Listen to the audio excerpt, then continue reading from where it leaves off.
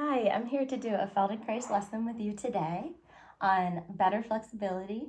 So we're going to start by lying down on the back, and you can have your legs long and you rest on your back. I'm just going to talk as you do.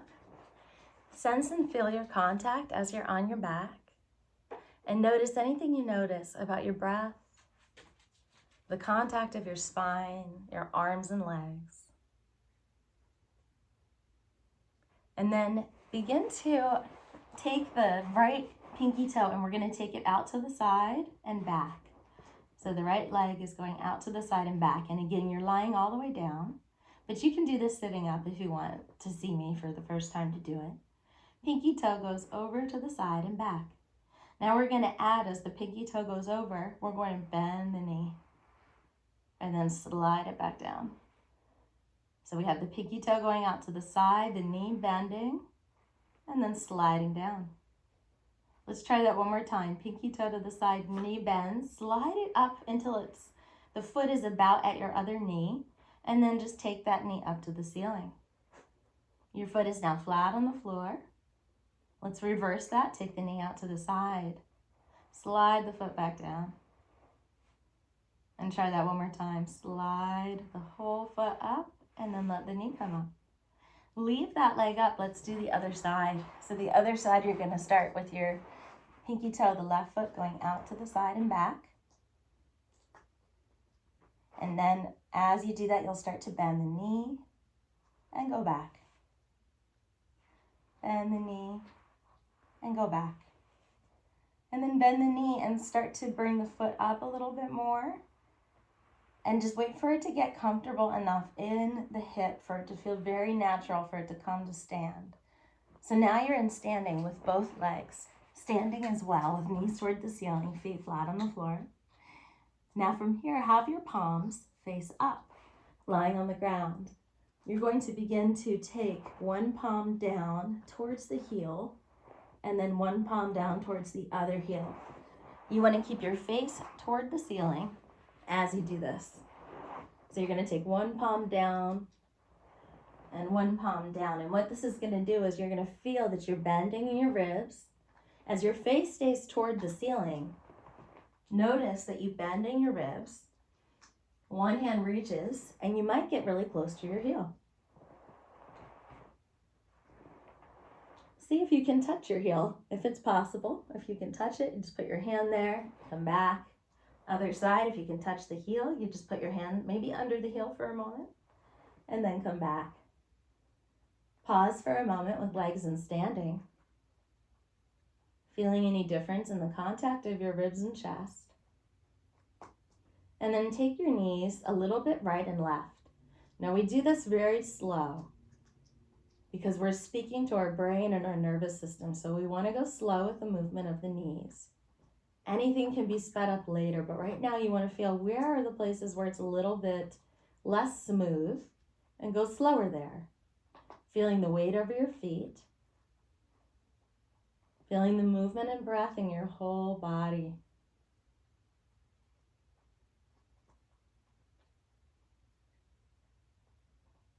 And the next time the knees are oriented toward the ceiling, let them stay there. Bring your palms back face down and go back to the movement of taking one hand down toward the heel and one hand down toward the other heel. And now notice, would your legs want to sway as you did this? So as you go down toward one heel, notice which way the legs might want to sway. Use that movement you just did. And again, go slow if you can. Just feeling which way did the legs want to sway? And if they sway in one direction, can I go a little bit further toward my heel?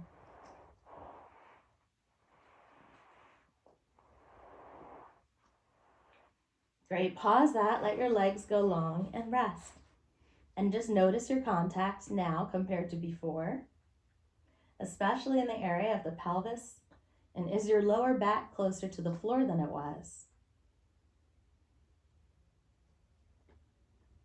Feel your breathing. And now let's try taking the legs up the same way we did before. We're going to roll those legs out to the side. Let's try them both together. So as you're resting, you're going to take both legs And you're going to take the toes out to the side, the knees bend, and the knees come up toward the ceiling. Feel that movement in your pelvis. Maybe do it a couple of times to feel the whole movement. I'm doing this in seated. You're welcome to try it in seated or on the back. Definitely try it on your back if you haven't already once you know the movement. And feel the ease of it. Just bringing the legs up, something you could do all day. We want to make every movement that easy. Once your legs are in standing again, go ahead and lengthen one leg.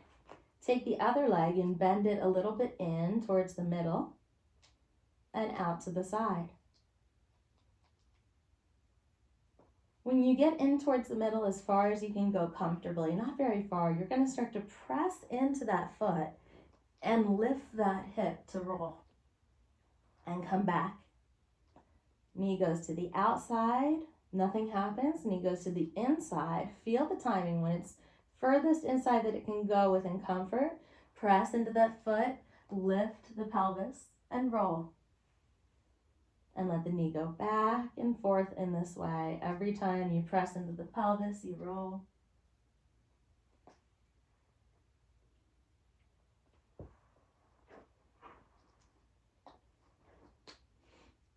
And now the next time the knee goes in, instead of pressing into the foot, let the foot, now we have the inside of the foot, slide down on the floor. So the inside of the foot slides down to lengthen the leg. If you want to try that again, you're here. Inside of the foot slides down as the knee points in the opposite direction, using the hip in a different way. Pause and notice the difference between your two sides. And then bring the other leg up to standing and push into that, don't push into the foot yet. We're actually going to take the knee in and out first. And then we're going to push into the foot. So as you feel the contact of your foot shifting, just notice the range of the movement that's within the most comfort. Not what anyone else expects of you or what you've ever been told or how far you really want to go, but what your body says is very comfortable. And now when the knee comes in, go ahead and press and roll and go back. And then the knee goes to the outside. Each time it comes to the inside, you go as far as you can go before you press. Now as you press, aim your knee down toward the opposite foot. So your knee is going to press in that direction, lengthening from knee to hip as you roll. Let's try that again. Knee goes to the outside. As it comes in, you wait for the moment, and then you point that knee right towards your foot. And notice if that doesn't help you roll a little more easy. The next time your knee comes in, let it go as far as it can go comfortably. Slide the inside of the foot down and rest. And just feel your hips for a moment. And notice your hips. Notice the contact of your back. And again, your lower back, is that more in contact with the floor?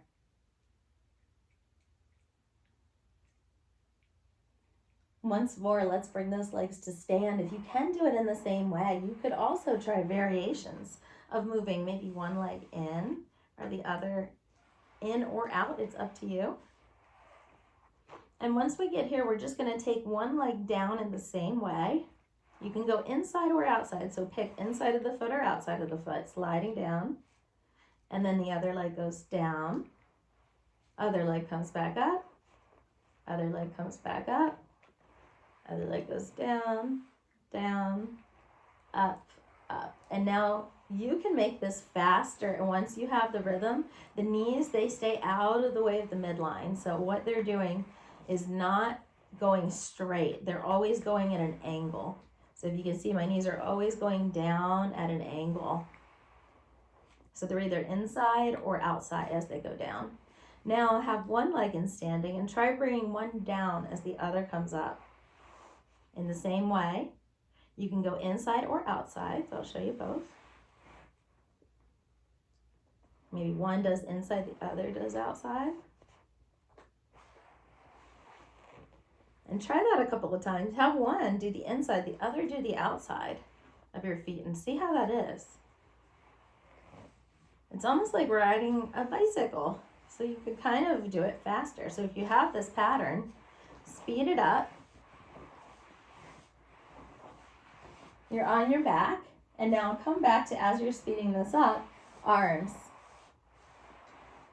And don't worry if you lose track of the movement as you're doing arms and legs. What we want is for something spontaneous and random to happen. Now let that all go and rest. The reason we want something spontaneous to happen is because our brain is rewiring for optimal functioning, and it will find every single thing we do automatically and things that we do that are new and adapt to the best feeling.